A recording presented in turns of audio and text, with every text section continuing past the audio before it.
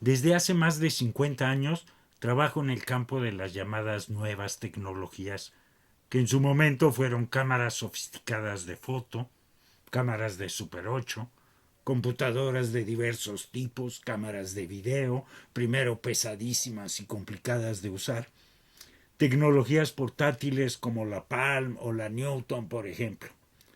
Todas estas tecnologías en su momento fueron sorprendentes. Y también en su momento fueron una promesa entre otras cosas de cambio en nuestras vidas. Y eso sí fue cierto, un cambio irreversible. A 50 años de trabajo me encuentro rodeado de aparatos que en su momento tuvieron una particularidad, tenían un encanto con lo que producían, con lo que podían hacer. He conservado estos aparatos en la medida de lo posible para poder seguir viendo lo que produje en los soportes originales. Y esto porque la traducción a otros soportes pierde parte del encanto original de los medios empleados. La solución a eso, de ser posible por lo pronto, es conservar funcionando toda esta serie de equipamiento que se usó en la producción. Y esto me obliga a hacer una serie de reflexiones que son las que pretendo compartir con ustedes en esta charla. Imaginarnos ahora en el 2020 lo que han sido los llamados nuevos medios en su momento para el desarrollo de nuestra civilización parece ser una tarea fácil.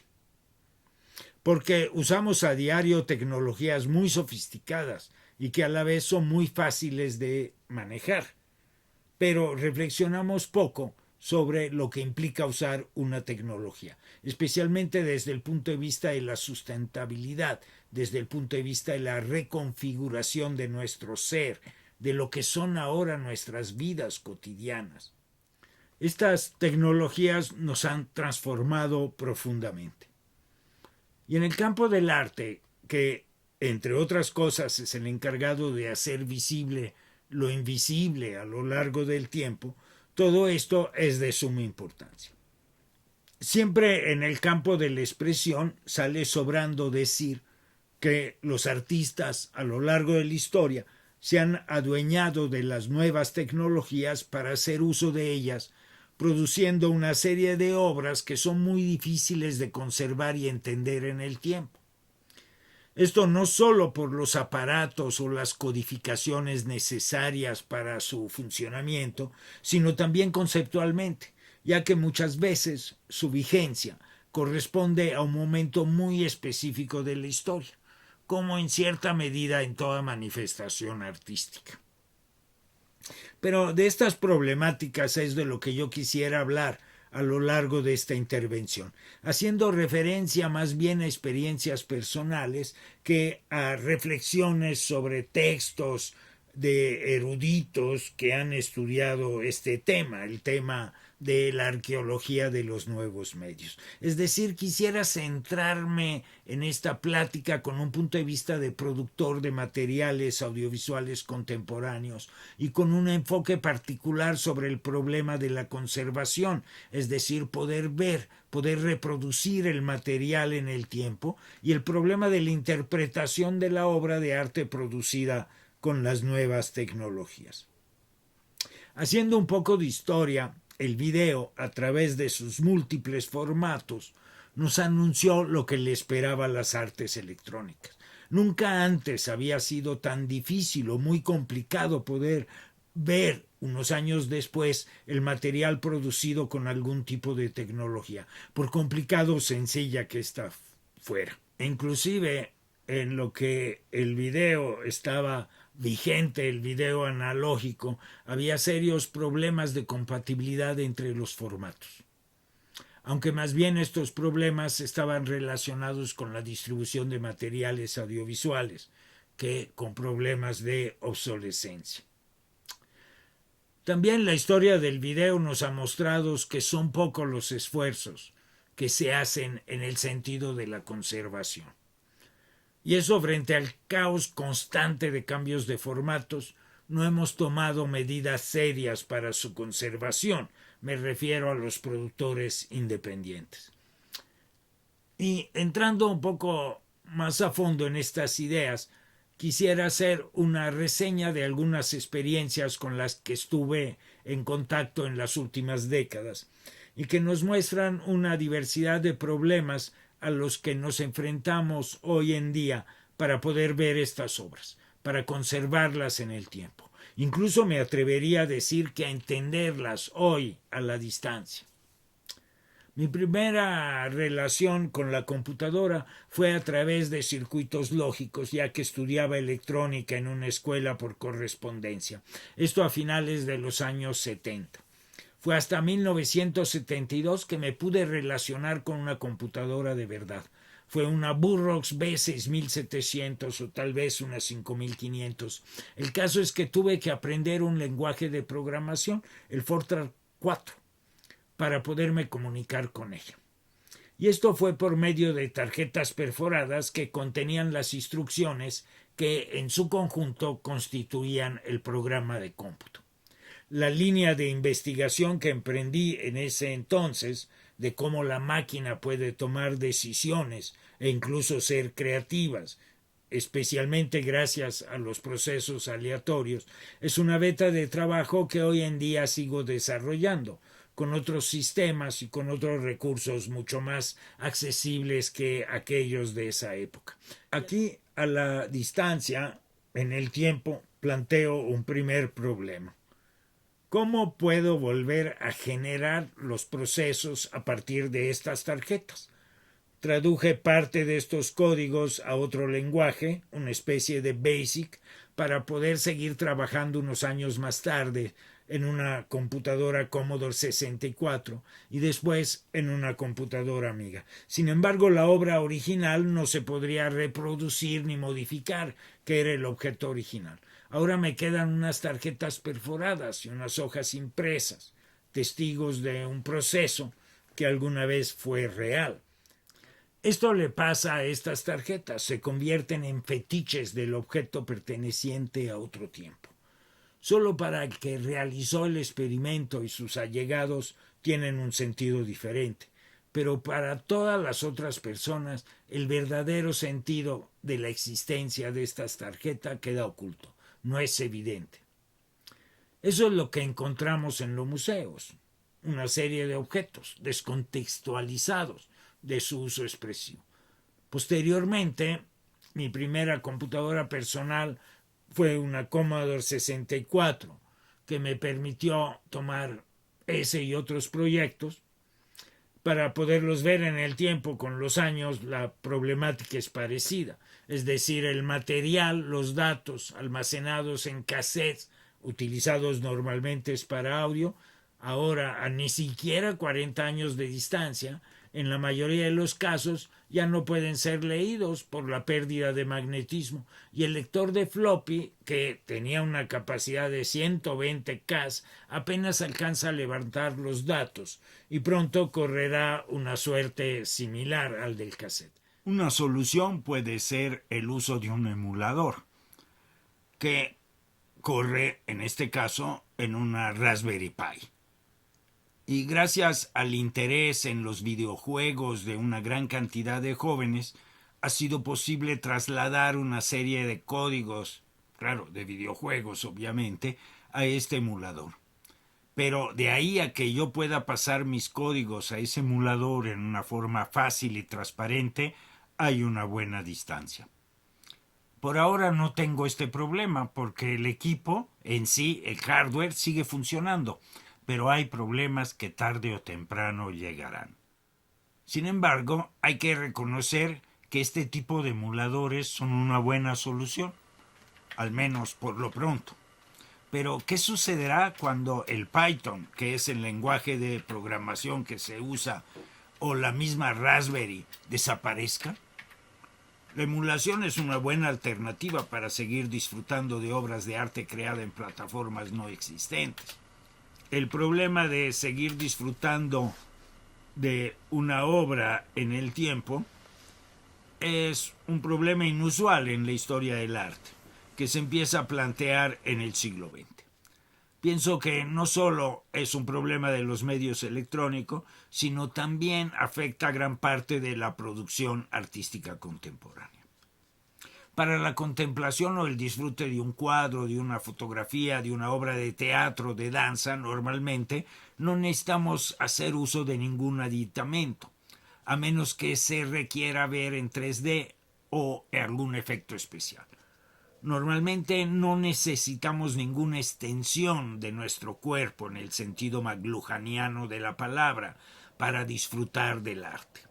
En el caso de las películas, a finales del siglo antepasado se necesitaba un proyector, y eso es común desde la linterna mágica. Y entonces es, a mi manera de ver, uno de los primeros manifestaciones en donde se necesita un aparato para reproducir la obra de arte. Pienso ahora en una de las primeras obras realizadas en México de realidad virtual, I.O. de Tania Edo, cuando experimentaba ella con estas tecnologías en el Centro Multimedia.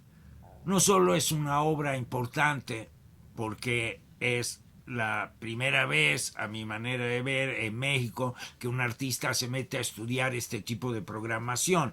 Entonces es una de las primeras experiencias en este campo de la realidad virtual, sino también es importante por la temática de la obra.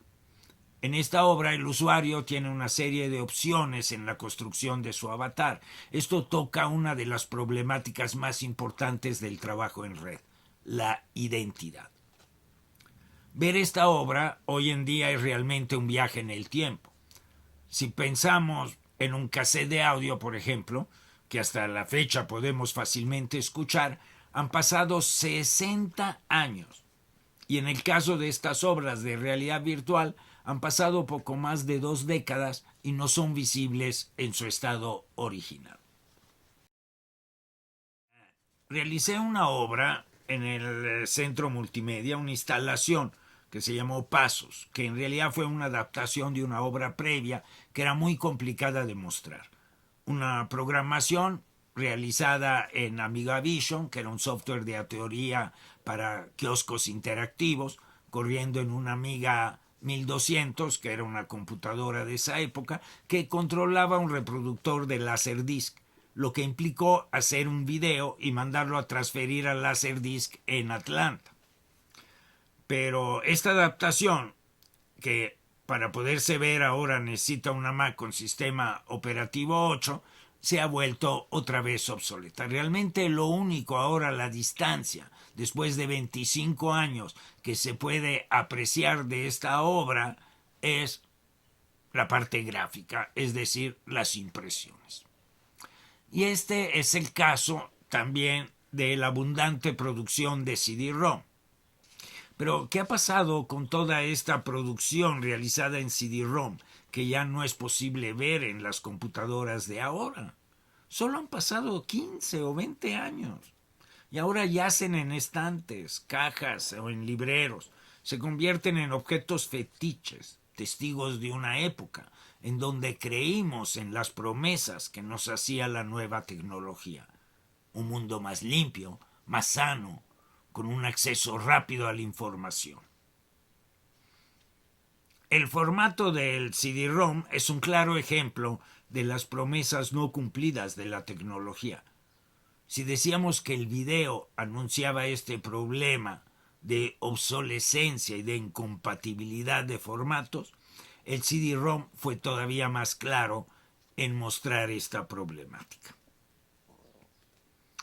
Referente a la famosa fotografía de Bill Gates, en donde lo vemos sentado en una pila de hojas de papel, en donde presenta en 1994 el CD-ROM, con capacidad de almacenamiento de aproximadamente 650 megabytes de datos. Una tarjeta de memoria de una cámara contemporánea de 64 gigas sería como 100 torres de papel. Pero llevando esta idea a la capacidad de almacenamiento de hoy en día, hay quien afirma que un disco de 1 terabyte sería equivalente a una torre de papel de 480 kilómetros de alto. Pero más allá de las evidencias contundentes de la ley de Moore, creo que esto nos muestra algo muy grave, el problema de la vulnerabilidad. ¿Qué sucede cuando se pierde la información de un disco de 1 terabyte? En lo personal no veo que haya una cultura de respaldo de datos, especialmente entre los jóvenes. Tal vez ya nos tenemos que hacer a la idea que todo trabajo en donde interviene una computadora tiene cierto riesgo que puede implicar la pérdida total de la información. En el campo del arte se puede tomar lo efímero como una característica de la obra contemporánea. Tal vez esta es la idea que tenemos que ir asimilando en las obras de arte realizadas con nuevas tecnologías. ¿Y qué pasará con todos los objetos e imágenes que son software o hardware dependientes, producidos con algún tipo de tecnología que va quedando obsoleta? ¿Ya no se podrán ver? Un caso ilustrativo de esta obsolescencia a la que me refiero es el de las películas navegables, las llamadas QuickTime VR. Y nosotros pudimos ahí en el Centro Multimedia tener acceso a esta tecnología desde sus inicios, gracias a la relación con Apple Educación, que en una visita que hicimos a Cupertino nos mostraron los primeros experimentos y nos facilitaron una licencia para ver qué nos parecía. Eso ha de haber sido en 1995 o 1996. En ese momento no era una tarea fácil crear una película navegable, ya que se requerían una serie de elementos para la programación y también había que hacer un dispositivo para que la cámara pudiera rotar. Y pensamos utilizar esta tecnología para hacer visitas virtuales a zonas arqueológicas y otros sitios históricos. Bueno, inmediatamente nos pusimos a trabajar en este software, obteniendo las primeras visitas virtuales, adaptando una serie de equipamientos fotográficos. Y, en fin, con el tiempo, ya que se comercializó el software, se desarrollaron una serie de cabezales de dispositivos que facilitaban la rotación de la cámara, que ese era el principal problema. Pero, ¿de qué sirvió todo eso? Porque hoy en día no es tan fácil ver estas películas navegables obtenidas con este software. En las actualizaciones de sistema operativos y de navegadores van quedando atrás y no se renuevan para que podamos nosotros ver eso. Entonces, pero la pregunta obligada es ¿por qué no se mantuvieron los estándares para seguir reproduciendo estos trabajos? ¿Cuál podría ser la razón si no un fin comercial para vender nuevos equipos y nuevas soluciones? Sí, pienso que no se estandarizan los formatos ni el equipamiento porque ese es un negocio. Las constantes mejoras que tienen que ofrecer las empresas a los consumidores hacen sí que los aparatos tengan una muy rápida obsolescencia. Como consumidores de la tecnología electrónica, hemos sufrido dos tipos de obsolescencia a lo largo del desarrollo de estos medios, ¿no? Yo creo que una es la obsolescencia de los formatos para la construcción digital de imágenes, sonidos, y otra es la obsolescencia de los aparatos que hacen eso. Yo creo que además de eso, todos los formatos y productos que son hardware dependientes son muy vulnerables en el tiempo. Es muy difícil que sobrevivan. Los formatos en la era informática pueden ya no estar soportados por algún tipo de tecnología. Eso es lo que pasa. Por otro lado, el software empleado para traducir esos formatos también tiene una muy rápida obsolescencia. Esa es la situación que nos enfrentamos como consumidores. Ahora, no todas las obras pueden transferirse a otros soportes, porque decimos, bueno, está hecho en un formato de video, lo pasamos a otro medio. En el caso de cuando sí se puede, existe el riesgo de perder una parte muy significativa de la misma obra, las posibilidades expresivas que ya no ofrece un determinado soporte. Porque ¿a poco no era diferente ver proyectado el material recién filmado en Super 8, que había que mandar a revelar y editar junto con otros rollos? Y bueno, eso no es lo mismo que ver las imágenes digitalizadas en una computadora. Hay otro tipo de intervención. Eso no quiere decir que no haya que digitalizar las películas y que haya transferir a otros soportes más duraderos, eso no estoy seguro. Pero hay situaciones en donde la transferencia de medios tiene implicaciones serias en la interpretación de los contenidos. Por ejemplo, la obra de Nam June Paik es un ejemplo de una serie de problemas que hay en la conservación de la obra, donde no es relevante transferir a otros medios las imágenes de la obra, porque en sí el soporte original de la pieza es parte inseparable de la obra misma. Sin el cinescopio, la pieza pierde su esencia, en el caso de Nam June Paik. Aunque sean obras recientes o relativamente recientes, creadas con soporte ya extintos, como en el caso del Laserdisc, la transferencia a otros soportes más actuales puede presentar un cambio en su significación. ¿Cómo qué? Pienso, por ejemplo, en el trabajo de Passing, de Bill Viola, donde una caída de Bill en la arena es pretexto para voltear el disco y pasar a la segunda parte. Ya transferido a algo que es continuo, pierde su chiste. Pero eso no quiere decir que no haya que emprender actividades para transferir a otros soportes supuestamente más duraderos. En lo que se refiere a las imágenes en movimiento y a la producción independiente de estas, se han utilizado diferentes formatos de captura, imaginemos, 8 milímetros, 16, Super 8, VHS, Super VHS, Betamax, 3/4 Matic, Video 8, Betacam, a infinito. Reflexionamos sobre lo que implica cada formato y en la actualidad los problemas de su reproducción, lo que no sería un problema si se fueron haciendo los respectivos transfers cada vez que surge un formato nuevo, pero hay un problema de degradación de la señal analógica en cada transferencia y la degradación en el tiempo del soporte magnético. Bueno, pero esto es en cuanto a los aspectos de conservación y de interpretación de las obras realizadas con los llamados nuevos medios. Sí, digo eso con cierto sarcasmo, ¿no? Los nuevos medios, porque todo medio en su época fue nuevo. Así que el término nuevos medios es demasiado ambiguo, ya que implica poner en la misma canasta medios que van desde la fotografía hasta obras realizadas con satélites artificiales. Aquí, entre paréntesis, sería importante acotar como muchos medios analógicos han sobrevivido más fácilmente a la obsolescencia. Pienso, por ejemplo, el caso de la fotografía análoga, porque hay equipamiento que hoy en día sigue funcionando y sigue funcionando muy bien, sin ningún problema. O tal vez el único problema en un futuro cercano será conseguir las películas, ¿verdad?, para que pueda funcionar el equipo.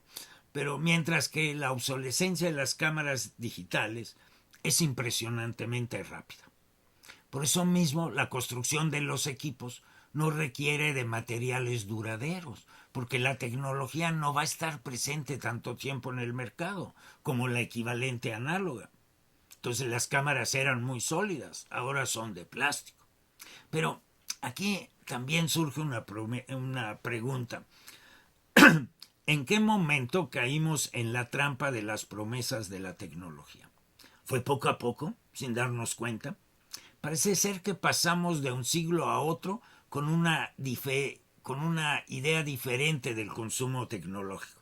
Pasamos de usted apriete el botón y nosotros hacemos lo demás al úsese y tírese, la era de lo desechable. Nos venden la idea de lo novedoso que hace que tiremos a la basura el aparato anterior para comprar uno nuevo. Pero Más allá de los problemas de la obsolescencia, de la conservación y de la interpretación de las obras, por llamarlas así tecnológicas, entonces hay un problema serio de sustentabilidad de la tecnología. Por un lado, la inevitable huella de carbono que se genera, inclusive por una búsqueda en Internet. Hay un derroche de ancho de banda.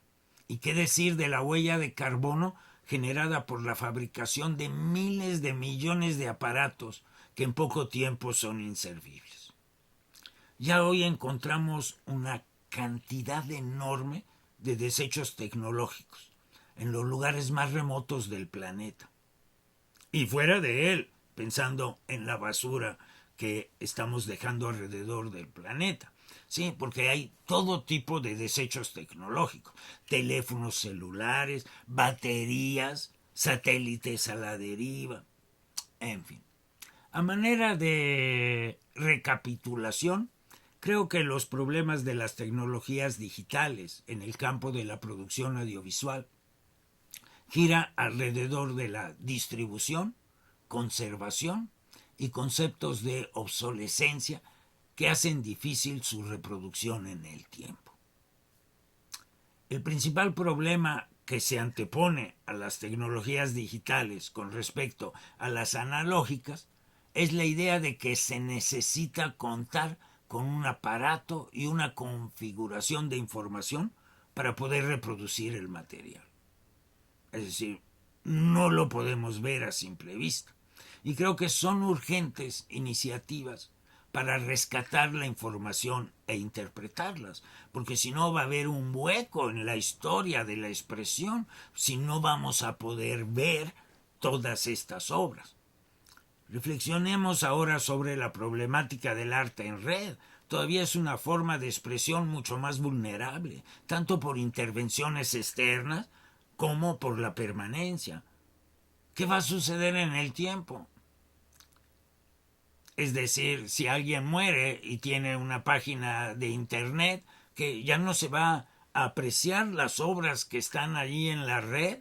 Sí, bueno, porque hay sistemas de archivos, pero ¿qué tan eficientes son esos?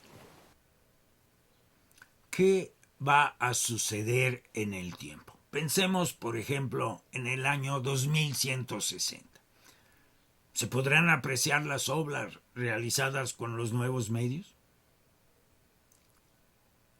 ¿Se habrán ya formado los museos atómicos o virtuales destinados a conservar estas formas de expresión? ¿Seguirán existiendo los museos? ¿No será que las obras tecnológicas serán como los objetos cinéticos de Duchamp, que los que vemos en los museos contemporáneos, que son tratados como objetos fetiches y no se les permite al público accionarlos? No funcionarán, serán testigos mudos de una época y su razón de existir desaparecerá en el tiempo. En el campo de la expresión creo que Marcel Duchamp tiene toda la razón. La obra de arte, en lo que a su comprensión real se refiere, es un fenómeno temporal. Y el término arqueología de los medios, implica también una idea de rescate, de preservación, y hacer que llegue hasta nuestros días los elementos de observación, de estudio. Luego viene otro problema en el tiempo, que es la interpretación, que muchas veces es especulativa. Nos llega realmente la esencia de para qué fueron hechos esos objetos tecnológicos, esos productos que representan esos vestigios. No sé. Pienso en toda esta producción que se ha realizado con escáneres de 3D, sistemas de visualización inmersivos, de captura de movimiento, una infinidad de dispositivos que han sido aprovechados por los artistas contemporáneos. Y, en fin, una infinidad de plataformas que han desaparecido. Cada una en su momento era una promesa. Y ofrecían a los artistas del momento posibilidades inéditas de expresión. Y eso es lo que le ha llamado la atención a los artistas de la tecnología. Me quedo con una serie de preguntas y una serie de ideas a manera de conclusión. casi parecería implícito en la obra de arte electrónica la idea de lo efímero.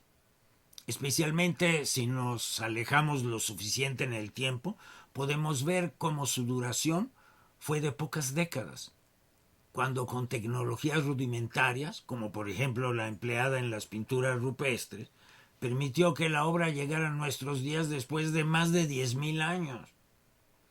Esto, por lo visto, no va a suceder con las obras realizadas con los nuevos medios. Hay aquí otra idea. La fotografía va apenas a cumplir 200 años y en este tiempo ha hecho un recorrido impresionante. Breve, muy breve si lo comparamos con la pintura. Por ejemplo, veamos en La Cueva de los Sueños Olvidados, esta película de 2010 de Werner Herzog. Podemos ver la maestría de los artistas de esa época, que llega hasta nuestros días después de 15.000 años. Eso podría ser el punto de partida para una reflexión sobre el virtuosismo. El dibujo, la pintura, pudieron desarrollar técnicas e instrumentos durante miles de años. Instrumentos, aunque sean aparentemente simples como pinceles, materiales, tintas, pigmentos, etc., soportes de diversos tipos, que a lo mejor no son tan sofisticados como una tecnología electrónica, pero llegan en el tiempo. Lo mismo pasa en el campo de la música. El virtuosismo, por ejemplo, de los violinistas requirió cada vez instrumentos más precisos, ¿no? El Stradivarius, en 1719, por ejemplo, ¿no? Entonces, el virtuosismo, las herramientas en el campo de las nuevas tecnologías no tienen ese tiempo de desarrollo, porque viene luego una nueva, ¿no? Y la que está más cercana es la fotografía. Pero la computadora pues está muy lejos, se creó para otros fines, no precisamente para la creación o la educación. A lo mejor nunca llegarán a la sofisticación del virtuosismo porque son fugaces o fueron creadas para otro fin. Y además, veamos, por ejemplo, en la música el lenguaje de la partitura no cambia, siempre ha sido el mismo, ¿no? Desde después de los cantos gregorianos, ¿no? Se estableció un código, ¿no? Y vean, a nivel de programación, pues bueno, veamos, ¿no? El HyperCard, por ejemplo, uno de los primeros lenguajes ahí de la Mac para ser interactivo, pues duró relativamente poco. ¿Cómo puede haber un virtuoso si cambian las reglas del juego, ¿no? Entonces eso lo hace muy difícil, ¿no? Desde el punto de vista del virtuosismo, ¿no? Entonces no ha habido un tiempo de desarrollo de la tecnología suficiente para que se fueran desarrollando esos talentos, a mi manera de ver, ¿no? Añadiría a la idea anterior que parece ser que el arte de los nuevos medios se mueve más por el lado del espectáculo, por el mundo de las ideas, que por el mundo de los virtuosismos, ¿no? Creo que eso también es por que duran muy poco, ¿no? Estas tecnologías en el tiempo, ¿no? Regreso a la idea de lo que sucederá en el tiempo con obras que tienen otros soportes y que emplean algún tipo de nuevas tecnologías. Gran parte de esas obras pasarán como experimentos extravagantes, como anécdotas, tal vez serán mitos, acompañados de algunas imágenes que documentarán la experiencia, pero como documentación, ya no como una obra, sí, como si fuera un happening, una acción. Igual que el clavecín del padre Castell, que en lugar de sonidos proyectaba colores, ¿no? Eso ha de haber sido a mediados del 700. Se convierte en un mito, y aunque se tuviera el aparato expuesto en el museo, no sería lo mismo que haber presenciado una demostración de este semejante artefacto en 1725, ¿verdad? Telemann viajó a Francia para conocer este aparato, ¿no? A veces pienso a la distancia en el tiempo, regresando a esta idea del 2160, que si hubiera un museo de aparatos extraños, es muy probable, eso si siguen usando los museos, ¿verdad? No sería nada raro que un harpsichord del padre Castell estuviera junto a una instalación de Nam June Paik. Lo que yo creo que sí ha habido experiencias en el campo del arte que nos han puesto a reflexionar sobre lo performático de las artes y que han podido rescatar de forma fidedigna una interpretación. Estoy pensando en el campo musical la obra rescatada de Jelly Roll Morton, que grababa unos rollos de pianola que fueron encontrados unos abandonados por Decca Records y tuvo que reconstruir una pianola de la época para poder reproducir esos rollos. Aunque después, a fin de cuentas, es una grabación de la pianola en el estudio, ¿no? Entonces, bueno, aquí nos hace ver que de repente hay que volver a construir un aparato, pero en el caso de Nam June Paik, los cinescopios ya no se fabrican. Entonces, cuando ya se descompone el cinescopio, ¿qué es lo que sucede? Va a dar como un aparato ya desligado de su función, pero su función como obra de arte era estando funcionando, pues, ¿no? En el terreno de la interpretación en el tiempo hay una idea interesante de Arlindo Machado, la idea de la estereotipia.